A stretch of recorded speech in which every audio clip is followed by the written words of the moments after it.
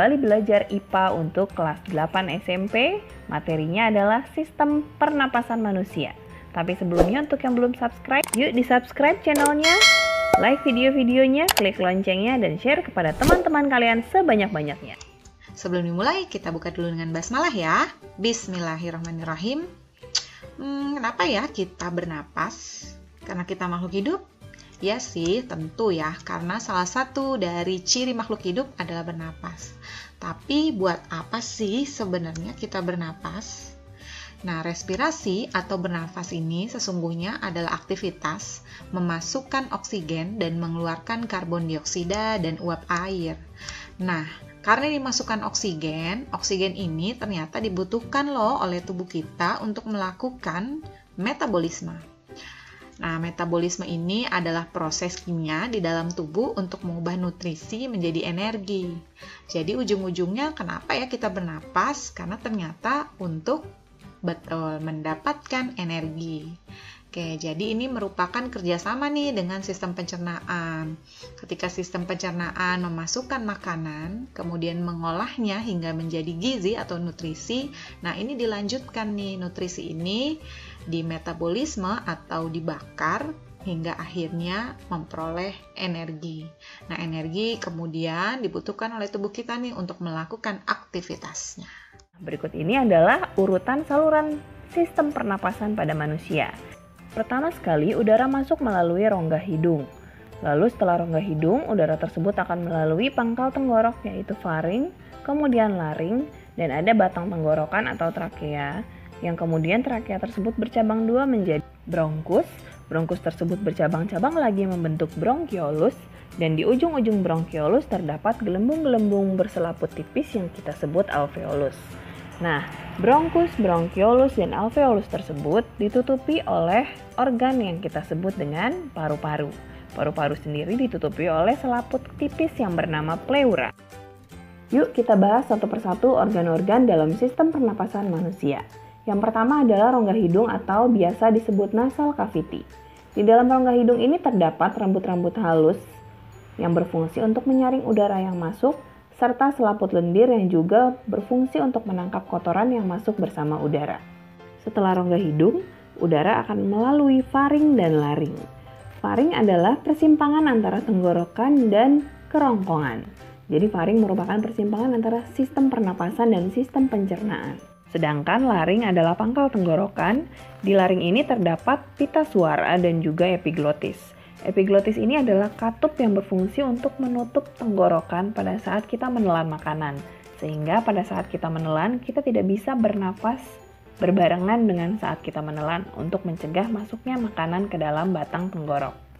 Selanjutnya, udara akan memasuki batang tenggorok atau trakea yang terdapat di depan esofagus atau kerongkongan. Keduanya berada di daerah leher. Saluran trakea tersusun atas gelang-gelang tulang rawan, memanjang mulai dari leher hingga ke dada, dan di daerah dada, trakea akan bercabang menjadi dua ke arah kiri dan kanan. Cabang trakea tersebut kita sebut sebagai bronkus. Bronkus sendiri akan bercabang-cabang membentuk bronkiolus dan di ujung bronkiolus terdapat alveolus. Tetapi bronkus, bronkiolus, dan alveolus tersebut adalah bagian dalam paru-paru. Sebelum kita bahas bagian dalam paru-paru, kita bahas dulu paru-paru bagian luar ya.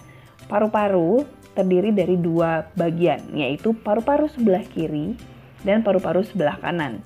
Paru-paru sebelah kiri terdiri dari dua lobus yang kita sebut lobus superior dan lobus inferior. Sementara paru-paru bagian kanan terbagi menjadi tiga lobus, yaitu lobus superior, lobus medius, dan lobus inferior. Paru-paru sebelah kiri memiliki ukuran yang lebih kecil dan hanya memiliki dua lobus.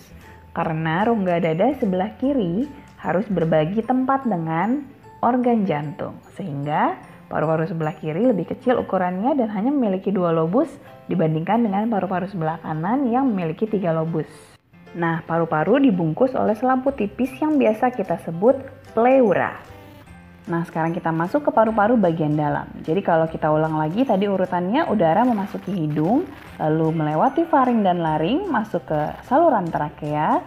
Trakea bercabang membentuk bronkus, lalu bronkus akan bercabang-cabang lagi membentuk bronkiolus. Jadi bronkiolus adalah cabang-cabang kecil dari bronkus. Nah, di ujung bronkiolus terdapat kantung-kantung yang tersusun atas selaput tipis yang biasa kita sebut alveolus. Seperti ini gambarnya ya. Jadi alveolus ini adalah gelembung-gelembung halus, mirip anggur kayak gitu ya gambarnya. Tersusun atas selaput-selaput tipis yang diselimuti oleh pembuluh-pembuluh darah kapiler. Nah, di pembuluh darah inilah terjadi proses penyerapan oksigen dan proses pengeluaran CO2. Pembuluh darah ini di dalamnya berisi darah yang tentunya akan mengangkut oksigen dan karbon dioksida tersebut ke dalam sel-sel. Nah, kita lihat ya, seperti ini nih. Oksigen akan masuk melalui rongga hidung, melewati faring-laring, masuk ke dalam trakea, lalu kemudian bercabang dua ya, masuk ke dalam bronkus, bronkiolus, lalu di ujung ketika sampai di alveolus, akan terjadi pertukaran, oksigen masuk ke dalam darah dan darah melepaskan karbon dioksida, lalu karbon dioksida dibawa lagi dari alveolus ke bronkiolus, lalu ke bronkus, lewat trakea, melewati faring dan laring dan keluar lagi melalui rongga hidung. Terjadilah ekspirasi, yaitu pengeluaran karbon dioksida. Nah, sekarang kita lihat ya mekanisme inspirasi dan ekspirasi. Bagaimana udara bisa masuk? Itu melibatkan otot-otot antar tulang rusuk serta tulang rusuk dan diafragma.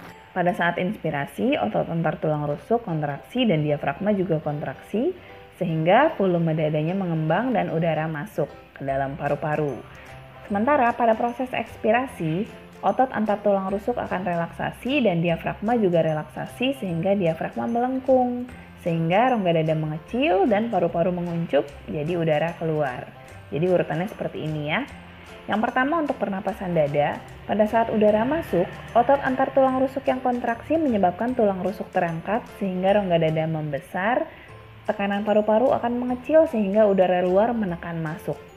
Sementara pada saat ekspirasi, otot antar tulang rusuknya akan relaksasi sehingga tulang rusuk turun menyebabkan rongga dada mengecil. Rongga dada yang mengecil menyebabkan tekanan pada paru-paru akan membesar. Tekanan paru-paru yang membesar itu akan membuat udara di dalam paru-paru menekan keluar. Nah, itu ya, itu urutan pernapasan dada menggunakan otot antar tulang rusuk. Sementara pada pernapasan perut, kita menggunakan otot diafragma. Diafragma adalah sekat pembatas antara rongga dada dan rongga perut. Nah, pada saat inspirasi, diafragma akan kontraksi sehingga diafragma mendatar. Diafragma yang mendatar memperbesar rongga dada sehingga tekanan paru-paru akan mengecil dan udara dari luar menekan masuk. Sebaliknya, saat ekspirasi, diafragma akan relaksasi dan melengkung. Diafragma yang melengkung menyebabkan rongga dada akan mengecil dan tekanan di dalam paru-paru akan semakin besar.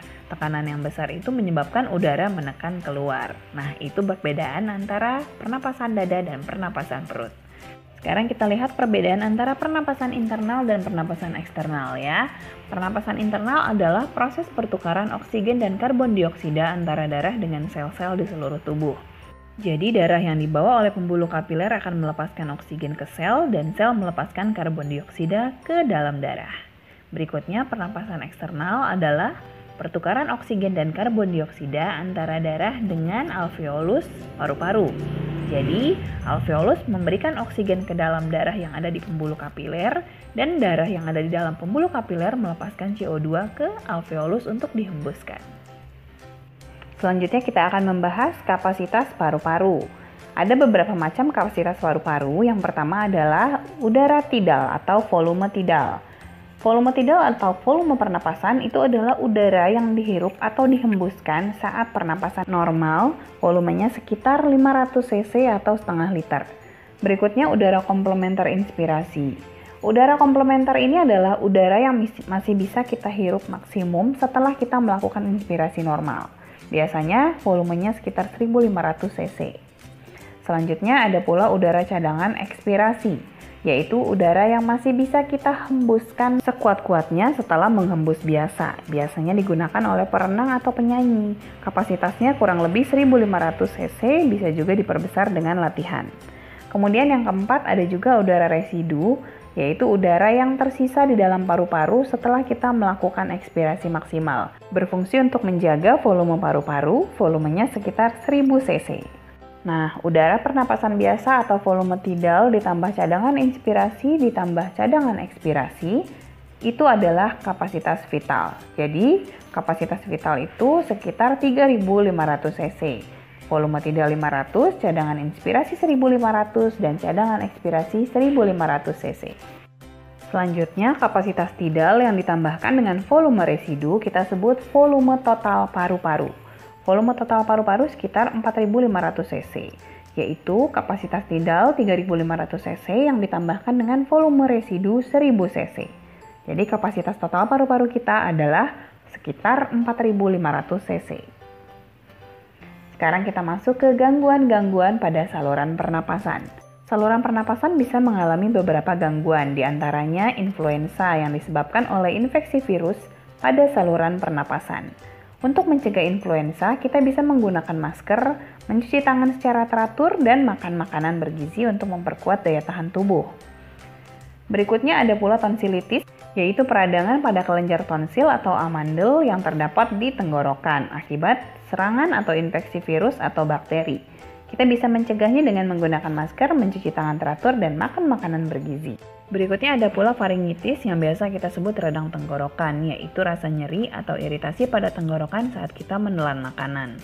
Masih banyak lagi gangguan-gangguan lainnya yang bisa kalian cari di buku atau browsing di Google, seperti TBC, pneumonia, difteri, dan lainnya. Oke adik-adik, itu tadi materi mengenai sistem pernapasan manusia sudah selesai kita bahas ya. Mudah-mudahan bisa kalian pahami. Jika belum paham, kalian bisa ulang-ulang lagi videonya sampai kalian benar-benar paham. Semangat terus belajarnya adik-adik ya, tetap tinggal di rumah, jaga kesehatan, dan tetap belajar bersama Sigma Smart Study. Karena belajar bisa dari mana aja.